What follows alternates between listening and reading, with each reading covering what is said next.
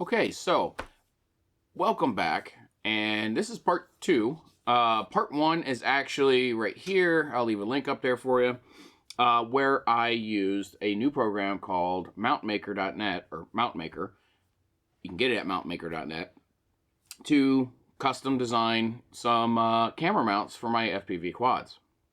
So if you watched the video last night, or the previous video, this is what we ended up making right here.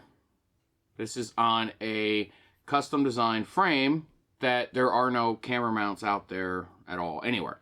And here you go. I mean, this was my second attempt right here. Second attempt at doing it. Took me maybe, I mean, if I was going slow, 5 minutes to design the mount. That's how easy this program is. If you haven't seen it yet, click that card up there. Go watch it. I show you exactly what you do in the program and how well it runs. If you're just tuning in, it's a program called Mount Maker, and it's brand new. It's in beta still, but it's $7 to download it and use this program.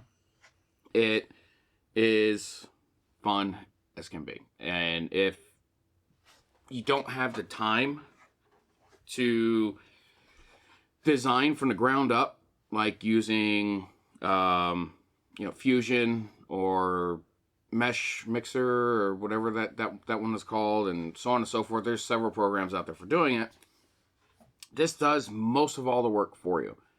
All you're really doing is choosing what your mount is, and you're choosing what your screw points are going to be for your front arms, rear arms, the width, the length, and that's it. I mean, it's that simple. And then you export it to a card, pop it in your printer, and away you go.